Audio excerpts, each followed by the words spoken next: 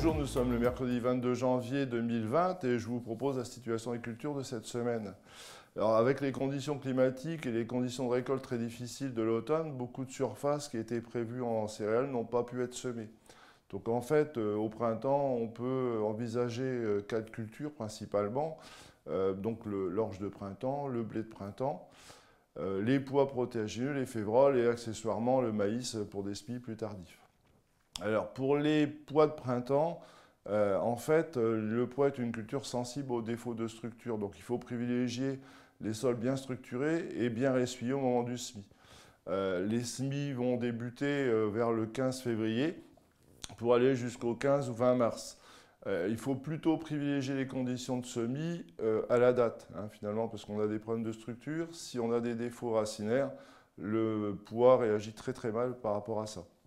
Donc au niveau des variétés, on a deux types de variétés, les grains verts et les grains jaunes. Alors pour les grains jaunes, les variétés Bagou, Cassiope sont les plus fréquentes et en tout cas celles qui ont des résultats assez réguliers depuis plusieurs années.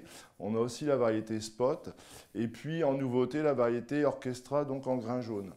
En grain vert, on a Blueman, Daytona, Carioca et en variété nouvelle Cactus qui a été testé l'année dernière qui donnait de bons résultats.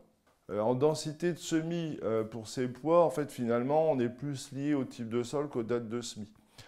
Sur les limons, on va semer entre 60 et 80 grains au mètre carré, alors qu'en sable, en craie ou en limon crayeux, on va plutôt aller de 90 à 110 grains au mètre carré, toujours en bonnes conditions. Si les conditions ne sont pas très bonnes, on peut rehausser la densité de semis de 5 à 10%.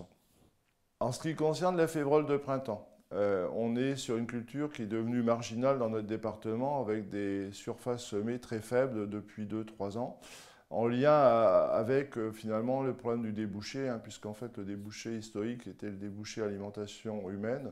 Aujourd'hui, on est plutôt sur des débouchés alimentation animale. Donc ça veut dire que cette culture devra se faire absolument sous un contrat avec un collecteur. Alors au niveau des densité de semis, on est toujours sur des densités autour de 40-60 grains à mètre carré, avec des conditions de semis, attention à faire attention à la profondeur de semis de cette févrole, puisqu'en fait on sème un peu plus creux que sur pois, on est facilement entre 4 et 5 cm. Ça veut dire qu'on va travailler au moins 5 cm du sol, et donc il faut absolument semer dans un sol qui soit bien essuyé. Donc on va privilégier aussi ces conditions comme pour le pois. Au niveau du calendrier, sur la févrole, le plus tôt possible, à partir du 15 février, si les conditions le permettent, et puis pas au-delà du 15 mars, parce que finalement la févrole a un cycle assez long et on a toujours un risque de coup de chaud au mois de juin, donc on essaie plutôt d'avoir des semis assez précoces. Au niveau des variétés, on a peu de variétés sur le catalogue aujourd'hui. On retrouve Fanfare Expresso, qui finalement sont les variétés les plus cultivées et celles que l'on connaît depuis plusieurs années. Et puis il y a une nouveauté qu'on peut essayer qui s'appelle Victus, qui a donné de bons résultats l'année dernière. Mais le catalogue des variétés de févrole, il faut reconnaître qu'il est assez peu cossu. Je vous souhaite une bonne semaine. À la semaine prochaine.